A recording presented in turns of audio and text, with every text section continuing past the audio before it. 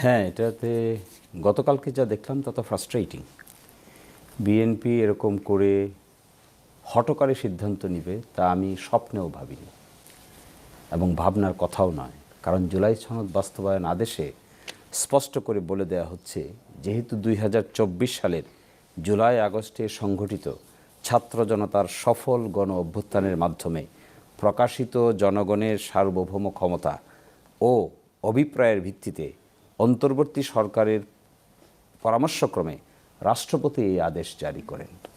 তাহলে এই আদেশে জুলাই এই সনদটাতে বাস্তবায়ন করার জন্য রাষ্ট্রপতি একটা আদেশ জারি করেছেন। আর রাষ্ট্রপতি যে আদেশটা জারি করেছেন, ক্ষমতা পেয়েছেন কোথায়? অভ্যুত্থান থেকে, কোনো ব্যক্তি থেকে না, কোনো সরকার থেকে না, মাস আপসার্চ থেকে। এর পরিপ্রেক্ষিতে তিনি আদেশ জারি করলেন। এই আদেশে বলা আছে 8-এ যে যারা সংসদ সদস্য নির্বাচিত হবেন তারা একই দিনে সংবিধান সংস্কার সভার শপথ গ্রহণ করবেন। এবং কে শপথ পড়াবে? শপথ পড়াবে সংসদ সদস্যদেরকে যিনি শপথ পড়ান, সংবিধান সংস্কার সভার সদস্যদেরকেও একই ব্যক্তি শপথ পড়াবেন। দেখেন, গতকালকে সালাউদ্দিন সাহেব বলেছেন যে কে পড়াবে, নাই, এটা এখানে নাই। কোথায় নাই?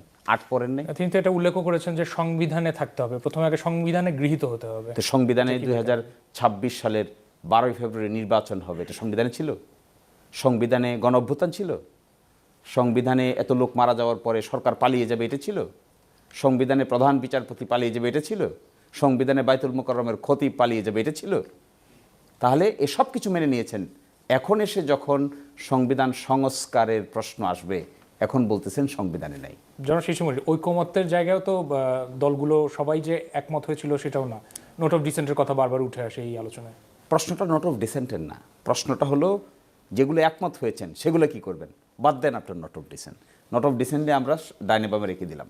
একমত যেগুলো হয়েছে সেগুলোর বাস্তবায়নের তরিকাও তো সংবিধান সংস্কার সভা।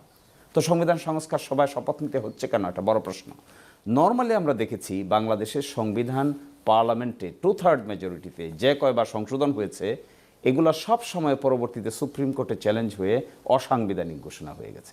5th অ্যামেন্ডমেন্ট অসাংবিধানিক হয়ে গেছে, 13th অ্যামেন্ডমেন্ট অসাংবিধানিক হয়ে গেছে, 8th অ্যামেন্ডমেন্ট অসাংবিধানিক হয়ে গেছে, তারপরে 16th অ্যামেন্ডমেন্ট অসাংবিধানিক হয়ে গেছে। ওগুলোকে পার্লামেন্টে পাশ করে নাই? অবশ্যই করেছে। এই জন্য আমরা চিন্তা করেছিলাম ঐকমত্য কমিশনে যে আমরা একটা সংবিধান সংস্কার সভা করব, আর ওই সংবিধান সংস্কার সভায় গৃহীত সংস্কারগুলো পরবর্তীতে কোনো আদালতে চ্যালেঞ্জযোগ্য হবে না। এই প্রোটেক্টিভ মেজারটা এখানে নেওয়া হলো। আসলেন ক্ষমতায় 2/3 মেজরিটিতে। 13ই নভেম্বর 2026 সালে 13ই নভেম্বর 2025-এ এই আদেশ জারি করা হয়েছে। এতদিন বলেন নাই কেন মানবেন না? যে ইলেকশন হয়ে গেল, 200 কয়টা আসন পেয়ে গেলেন, পুরাপুরি চেহারা চেঞ্জ হয়ে গেল। জনাব শিশিরমণি, একটু থামাই আপনাকে।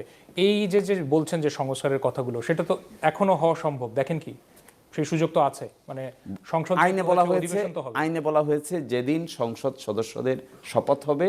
দেখেন, আইন অমান্যকারীরা এরকমই হয়, উদ্ধত বঙ্গের লোকেরা এরকম হয়। সংসদ সদস্য হিসেবে শপথ গ্রহণের পর একই শপথ অনুষ্ঠানে এই আদেশের সংবিধান সংস্কার সবার শপথ গ্রহণ করিতে হইবে। তো পাবেন, আবার বেঁকে যেতে পারবেন? একই শপথ অনুষ্ঠান আপনি আবার একটা পাবেন? একই শপথ অনুষ্ঠান গতকালকে পড়ে গেছে, তাহলে তো টাইম মেশিন আবিষ্কার করতে হবে। আসাদুজ্জামান রিপনের যে বক্তব্য ছিল যে এটা সংসদ অধিবেশন বসলে সেখানে আলোচনার সাপেক্ষে নতুন করে তো এই আলোচনার দ্বার উন্মোচন হতে পারে, বা পরবর্তীতে সংস্কারের ব্যাপারে যে রোড ম্যাপ বা যে পদ্ধতিগত সেগুলো নিয়ে আলোচনা হতে পারে। সেই সুযোগ কি দেখেন? করতে পারেন, জি। কিন্তু আপনি যে আইনটা মানলেন না প্রথম দিনই, কেন এই ছক্কা পেটাতে গেলেন? কেন হাম্বল হলেন না?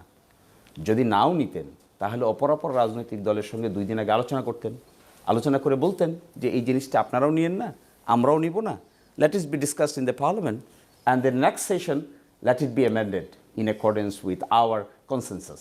That could have been the better solution. না করে একটা হঠকারী অহংকার দেখালেন। সে অহংকারটা কি? 200 কতটা সিট পেয়ে গেছি, আমরা নিব না বলে দিলাম, বাকিরা তো মিয়া বিবি রাজি, তো কেয়া করে কাজী। তাই